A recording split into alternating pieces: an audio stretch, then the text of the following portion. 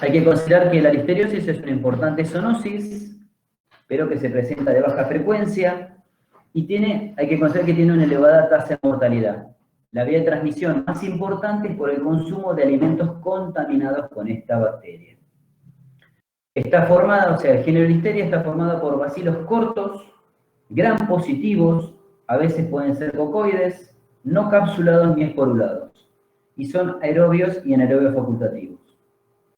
Comprende 10 especies, como son la Listeria monocitógenes, la Listeria ivanovi, la gravi, la inocua, marti, rocourti, celeyeri, weismeri, fleischmanni y westphaliensis. Desde el punto de vista de lo que sería la seguridad alimentaria, las más importantes van a ser la Listeria monocitógenes, que es patógena en humanos y en animales, mientras que la ivanovi es patógena en animales y rara en humanos. En el caso de la Listeria monocitógenes, es una bacteria que es patógena que causa un grupo de enfermedades que se conocen como listeriosis. Son enfermedades de alto riesgo para las poblaciones susceptibles, como son las embarazadas, los niños, los adultos de tercera edad y los inmunocomprometidos. Y hay que considerar que la gran preocupación es debido a su naturaleza ubicua, a la capacidad para sobrevivir y crecer a temperaturas de refrigeración típica, de la severidad de la enfermedad y la tasa de letalidad que es alta. En cuanto a su tamaño, es de 0,5 a 2 micras por 0,5 micras de ancho. Presenta como particularidad una motilidad tipo tumbling, se llama, que es un movimiento giratorio, que lo puede hacer a los 20-25 grados, y es inmóvil a los 35 grados.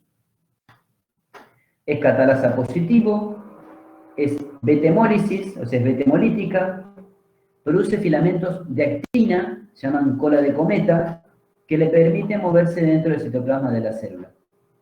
Y resisten condiciones de estrés como son la congelación, el secado, la acidez y el frío, y pudiendo adaptarse mediante la producción de biofilms. Tradicionalmente había sido un microorganismo de interés veterinario afectado precisamente a bovinos. Desde la década del 80 comienza a ser informada como emergente en alimentos vegetales y de origen animal y causante además de la enfermedad en el humano. Bueno, ahí tienen que en 2008, en marzo del 2008, la Organización Mundial de la Salud confirmó un brote severo que se dio en Sudáfrica con 180 muertes y 948 casos, y se dio por el consumo de mortadela, de salchichas tipo Viena y jamón cocido y otros fiambres, contaminados con la Listeria monocitógenes, con una tasa de mortalidad del 27%. También les menciono que en el 2015 hubo también la Organización Mundial de la Salud reportó casos en Europa por vegetales congelados que fueron de Hungría a países como Austria, Reino Unido, Suecia, Finlandia y Noruega, que también produjeron muertes.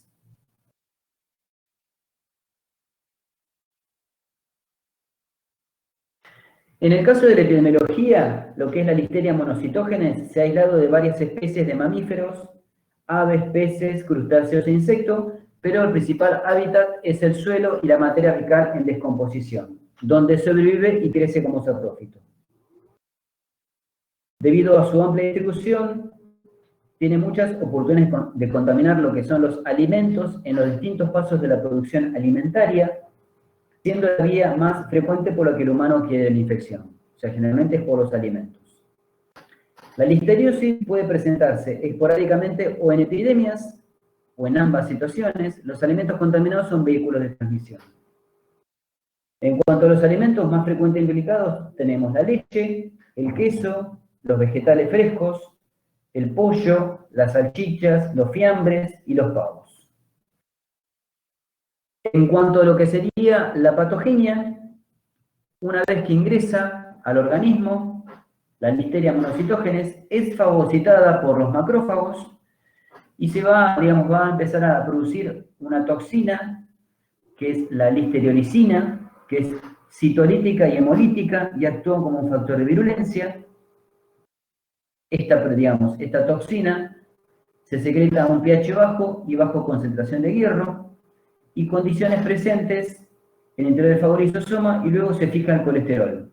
Va a romper la membrana del fagocitosoma, se libera al citoplasma y se va a multiplicar, cubriéndose de los filamentos de actina, esos filamentos que nosotros mencionamos hace un ratito, que se llaman cola de cometa.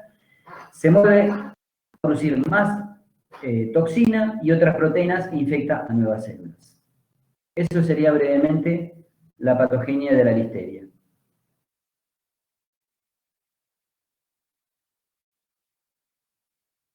En cuanto a la sintomatología, en las personas adultas se va a dar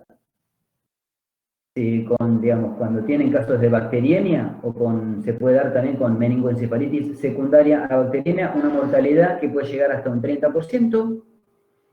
Los pacientes susceptibles son las personas de edad avanzada o que tienen patologías de base, tales como son las neoplasias, sobre todo hematológicas, trasplantes de órganos, también pueden ser por diabetes, mellitus, sida y colagenosis. En el caso de las mujeres embarazadas, son propensas a sufrir la bacteriemia por la listeria.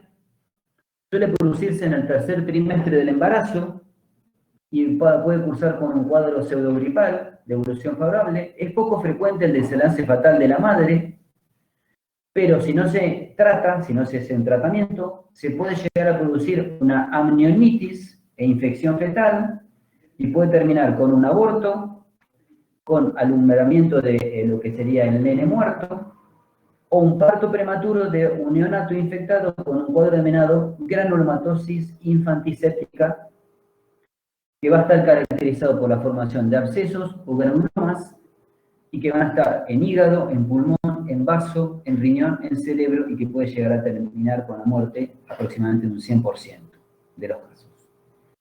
También hay que considerar que hay un cuadro de listeriosis que afecta a los neonatos sin manifestación clínica en el momento, durante y los primeros días de vida, o sea, en el momento del nacimiento y los primeros días de vida, y a los 3 o 4 días de edad comienza con fiebre y síntomas pseudocatarrales, como consecuencia de una bacteriemia por la listeria. Debido a este, especial tropismo que tiene la bacteria por el sistema nervioso, se puede llegar a producir una meningoencefalitis o cerebritis, y se piensa que la infección se adquiere de la madre durante o después del nacimiento.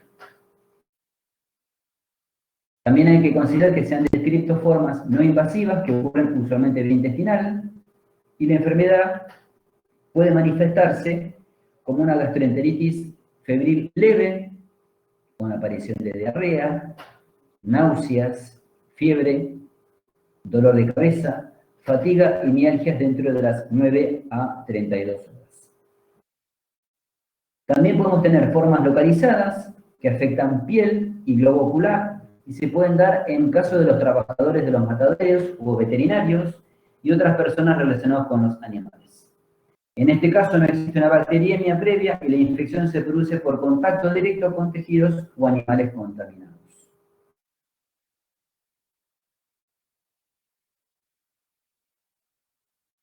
Bueno, vamos a hablar del diagnóstico. En el caso del diagnóstico, las muestras a utilizar van a ser sangre, tejido fetal, placenta, líquido cefalorraquídeo y líquido amniótico. Estas muestras deben ser remitidas al laboratorio lo más pronto posible, o en su defecto deben conservarse 4 grados durante un máximo de 48 horas.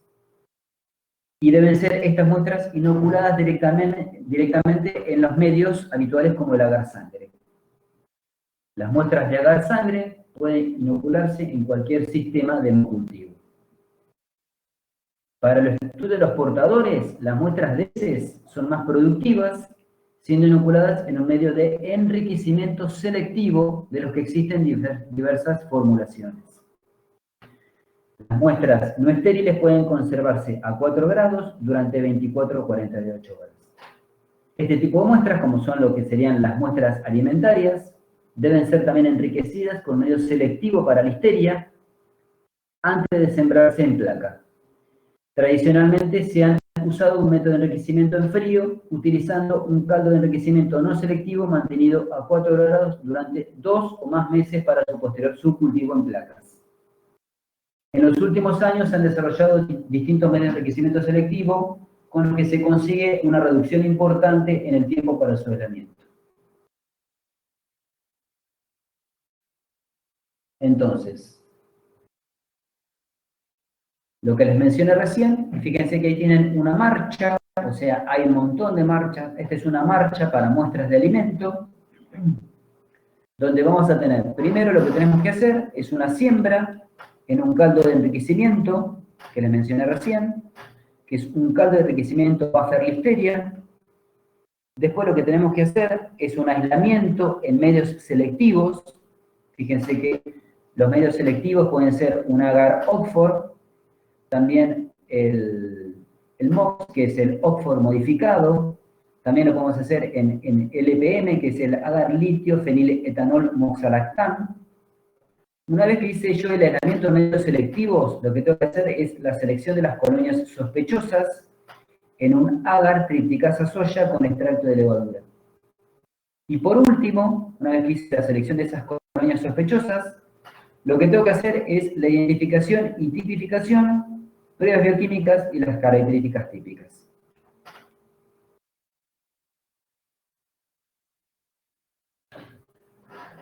En cuanto a la observación de las colonias típicas, se hace con el sistema óptico de Henry. Entonces, lo que vamos a hacer es examinar esas placas que yo tenía en el agar tripticasa soya con extracto de levadura. Y para ver las colonias se hace el sistema óptico de Henry, que consta de un rayo de luz blanca y va a estar transmitido en forma oblicua y lo suficientemente tiene que ser intenso como para iluminar bien la placa en un ángulo de 45 grados. Fíjense que ahí tienen el gráfico de cómo sería el gráfico a la derecha, y las colonias se observan con una coloración azul grisácea azul. En el caso del tratamiento, el tratamiento de elección es la combinación de ampicilina o amoxicilina con gentamicina. La combinación de trimetoprim y sulfamethoxazol se utiliza con éxito en pacientes que son alérgicos a la penicilina, considerándose en la actualidad la terapia alternativa. La Listeria monocitógenes es resistente a las cefalosporinas.